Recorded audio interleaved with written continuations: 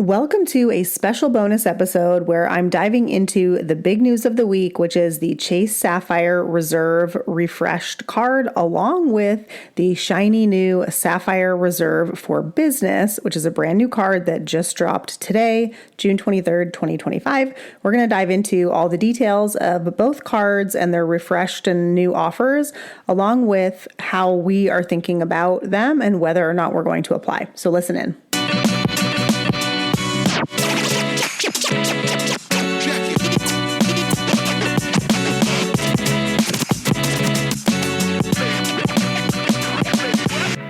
Hi, I'm Rhea. And I'm Dwayne. And we are your hosts of the Travel Party of Five podcast, where we share how we travel as a family of five around the world. We will also share how we use points and miles to travel as affordably as possible and sometimes even completely free. So if you're wanting to travel more with your family, but you're not sure how, we'd love for you to listen in. So welcome to our podcast, where we hope you learn a thing or two to get you closer to your next trip.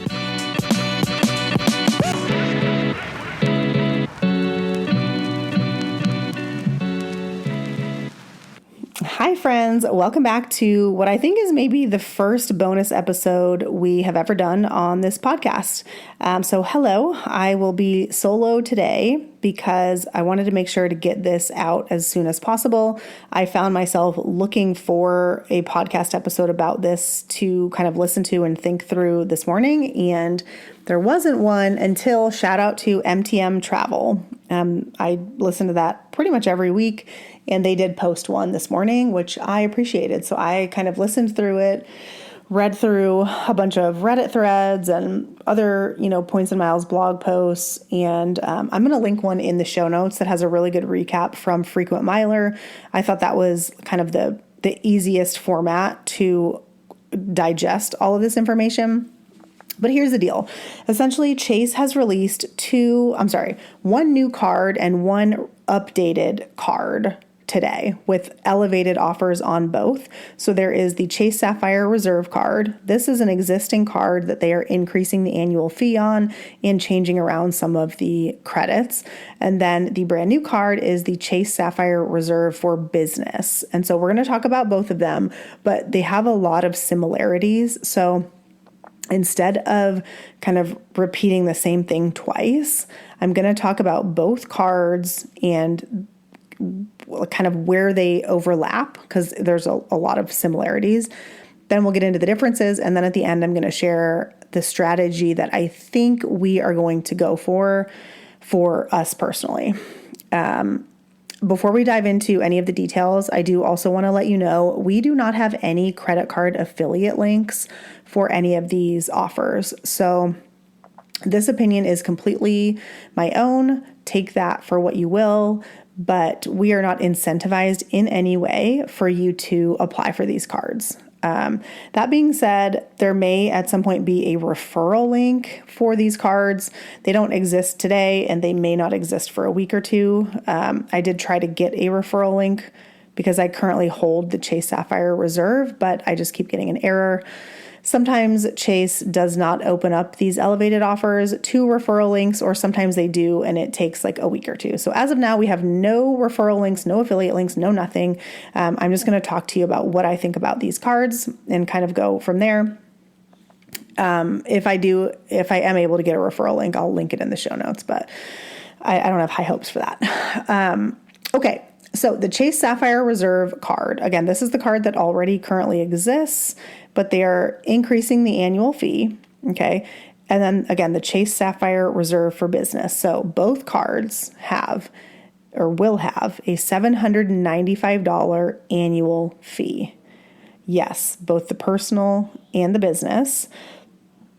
They both also come with some credits that can potentially offset those annual fees if you're able to utilize them. So those credits are a $300 annual travel credit. This is the easiest travel credit to use in the industry because you just have to use your card and it has to code as travel, and you'll automatically get the $300 statement credit. That travel credit is on both cards. The other credits that are going to help potentially offset that big annual fee is There is up to $500 towards the edit annually. And all of these annual credits, unless I say otherwise, are split up for January to June and then July to December. So for example, it's $500 annually to the edit, but it's broken down into $250 in the first half of the year and $250 in the second half of the year. Almost all of their annual credits are set up that way. And yes, it is to make it harder for you to redeem them, because if you don't redeem them, that's more money in the bank's pocket. So the edit, if you don't know, is basically a collection of higher end hotels. This is Chase's answer to the Amex Fine Hotels and Resorts collection. As of now, the edit has significantly fewer hotels than the Amex program. I'm not sure if they're planning to increase those or not, but as of now, that's how it stands. So you get up to $500 towards the edit hotels. There is a catch that you have to book a two-night minimum in order to utilize your $250 credit. And again, it's $250 in the first half of the year and $250 in the second half of the year to equal $500. There's also a $300 dining credit through Sapphire Reserve exclusive tables. That is only on the personal card, okay? That does not apply for the business card. And then you also do get a StubHub credit. Again, $300 annually, $150 the first half of the year, $150 the second half of the year. That again is only on the personal card. Couple of credits that are only on the business card are going to be $400 to ZipRecruiter, $200 to Google Workspace, and $100 to giftcards.com. All of those are split first half of the year, second half of the year. Both cards give you lounge access to Chase Sapphire lounges for yourself plus 2 guests, as well as a priority pass membership. And then I'm not going to go into the rest of the credits, but there's a bunch of other, credits. There's a DoorDash pass and all that fun stuff. Those exist currently on the Chase Sapphire Reserve, and seems like they're just going to roll over into the new reserve and also be applicable to the reserve for business.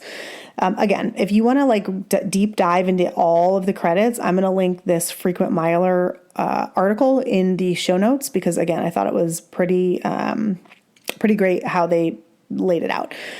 Now you might be thinking, okay, great. For $795, they are probably going to have an amazing welcome offer, right? The sign-up bonus is going to be huge.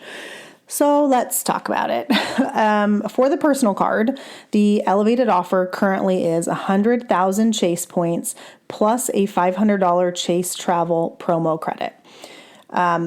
Essentially, you're getting 100,000 points, and then you're getting once you meet the minimum spend, which is $5,000 in 3 months, you're also going to get, in addition to those 100,000 Chase points, you're going to get a $500 credit to be used in the Chase portal specifically. This is different from the $300 annual travel credit. So if you combine the two of those, for the first year, you are essentially offsetting the annual fee and coming out $5 ahead. The caveat to the $500 Chase travel credit is that you have to use it all in one transaction. So if you were to charge, let's say $400, you would be forfeiting that remaining $100. It cannot be used in multiple transactions. So you need to make sure that you have something you can reserve or pay for in the Chase travel portal that is $500 or more in order to take full advantage of that credit. And that credit doesn't become available to you until you've met the minimum spend, as a side note. So, for the first year, I guess that kind of makes sense. 100,000 Chase points it's okay. I honestly would have expected more for such a big annual fee. And I would prefer 130,000 points and no travel credit versus how they've structured it. And that's because I don't ever book through the Chase portal. I don't ever find good deals in there. And so I in order to utilize this credit, I have to go kind of outside how I would normally book something for a trip. And I don't love that idea. So I don't know that this is the best card if you're brand new. If you've been kind of, in the points and miles space for a bit, I do think that there's good justification for this card for the first year if you're someone who isn't opposed to booking through the Chase portal and can definitely use that $500 travel credit. Beyond that, if you've never gotten a Chase card before, I would still go for the Chase Sapphire Preferred, which also I believe has an elevated offer right now of 75,000 points. So it's not as good as the 100,000 points that it was a couple months ago, but it's still higher than the traditional regular offer of 60,000 points. So if you're brand new, this is not the card for you, and you should look at the Chase Sapphire Preferred card. If you've been around a couple of years, then I think this has potential, and we may apply for this card. We'll have to see. The other thing that you need to know is it appears Chase has relaxed some of the rules around the Sapphire family, and TBD on if that is good or bad. Previously, it was that you could get a bonus on a Chase Sapphire card, either preferred or reserve, but not both. Every 48 months. Now it appears Chase is moving towards more of a lifetime language, similar to American Express. And Chase is also giving a pop-up sometimes when you go to apply for these cards if you are not eligible for the welcome offer. And again, that is right out of the Amex playbook. It also would appear, I've been looking on Reddit for a bunch of data points of who is and is not getting approved for this card today. And again, today's June 23rd when I'm recording this, so these offers were just released today. But it does appear that if you currently hold a Chase Sapphire Preferred card, you are not eligible to get the Sapphire Reserve personal card. I do think that you can probably downgrade and maybe wait 30 days and try again, and you may have a better chance. TBD. On that, let me know. I'm curious what happens. So that is the offer on the personal card. So then you're thinking, okay, if that's the offer on the personal card, the business card, right, must be a massive offer. And it is a bigger offer, but it's still not great. So the Chase Sapphire Reserve for Business card, the current offer is 200,000 Chase points after $30,000 spend in the first 6 months, also with that $795 annual fee. So that is a good amount of Chase points, but that is also a hefty amount of spend. I guess the bright side is that you do have 6 months to meet the spend, whereas Amex or Capital One, their cards that have similar offers are 3 months. So you do have double the time to meet it. I do think $30,000 in spend is an incredible amount though. And to offset this annual fee, you do have the $300 travel credit that comes with the card every year. But beyond that, you really need to make sure that you can utilize either some of the edit credits or, the giftcard.com credit. That's probably fairly easy to use. If you're a sole proprietor, I don't really see any value in the ZipRecruiter credit or the Google Workspace credit. For me specifically, I would never use those, and I can't use those as a way to justify getting the card because that's money I'm not spending. So here is what I am thinking for us personally. So just as kind of this is where we're at thing, I currently hold the Chase Sapphire Reserve card. If you currently hold the Chase Sapphire Reserve card, you need to check when your annual fee is going to post, because if it posts after October 26th, then you're going to be charged the new $795 fee. If it posts before that, then you're going to be charged the $550 annual fee, and you're going to be able to take advantage of all these other credits for the next year. So you are winning in this situation. I am not winning because my annual fee is going to post December 1st. So I am going to December 1st have to pay the higher annual fee. I'm not going to have the $500 Chase travel credit because that's only if you're applying to the card new.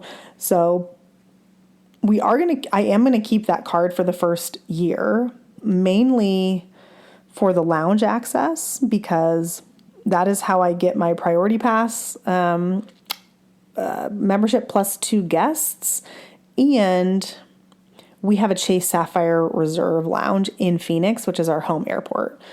So having access to that lounge for us is important because it's in our home airport, right? Like if it was an airport we were going to fly through once or something, that would be different. But this is our home airport. So we will use that.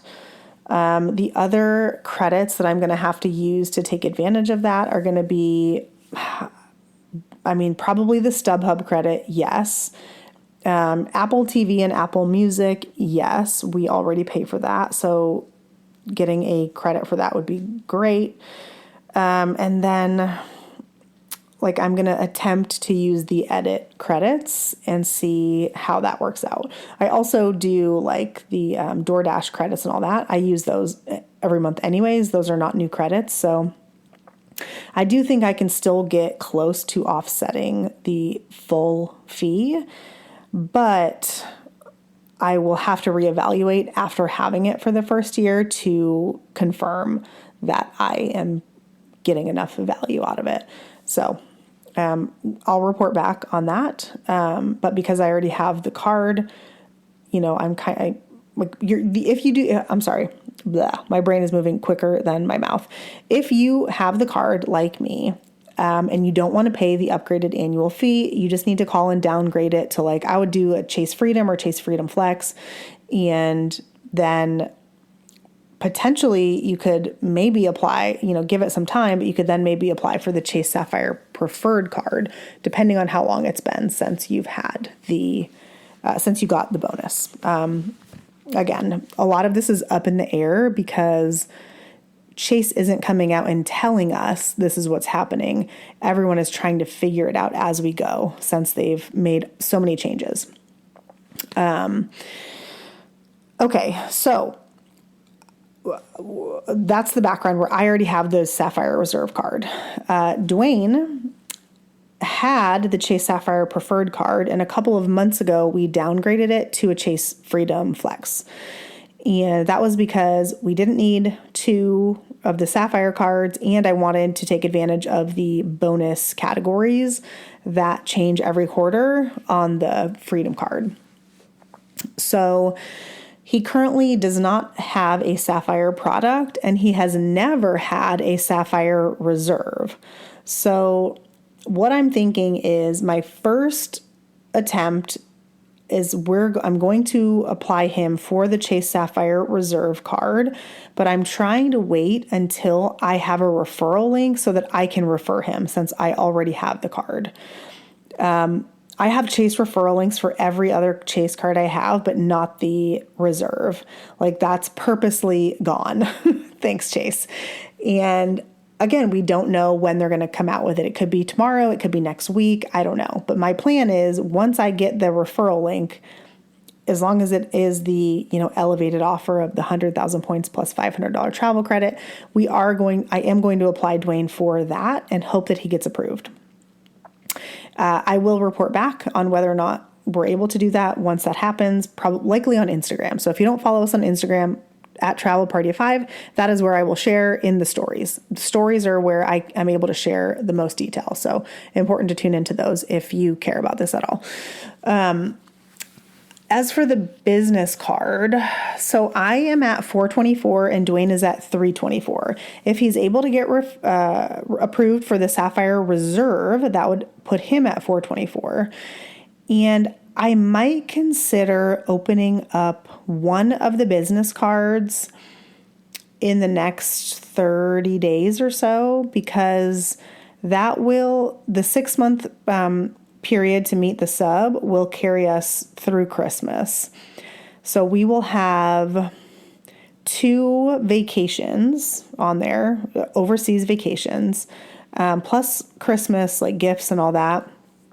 And so I do think that there's a chance we could meet that 30K spend in 6 months, as long as Q4 is in the mix, because, it's a higher spending time. If you're doing buying groups, it's also going to be generally a more lucrative time. The buying groups that I'm used to using have been pretty slim pickings for the last 3 or 4 months. So I haven't been doing that a ton. But generally I do find in kind of Q4, things do pick up a bit. So that is kind of how I'm thinking it through. So I'm going to attempt to get the Chase Sapphire Reserve personal card for Dwayne, assuming my referral link comes available in the next week or two, and then evaluate getting the business card for one of us in the next 30 to 45 days. And then that's probably it. We definitely cannot both do the business card because that would be $60,000 in spend, and that's just literally never happening. So those are kind of my thoughts and where we stand on it. And my kind of plan B is, if he's not approved for the personal card, I'm going to try to apply him for another ink. And I would kind of like to do that actually pretty soon, in the hopes that maybe Chase has relaxed their approvals while this promo is going on. So we will see. Again, check out on Instagram. I will share all the details once we get to, once I'm able to apply. Again, I hope this was helpful. Let me know what you're thinking. Reach out to me on Instagram and send me a message if you're planning on getting either of these cards. I do think overall it's a little disappointing. I would have loved to see maybe 150 on the personal and 250 on the reserve. That would be a much, much, much better offer, in my opinion, especially for that big of an annual fee. So I don't know. Hope this was helpful. Let me know what you're thinking, and stay tuned on Instagram and I'll keep you posted. Okay, bye.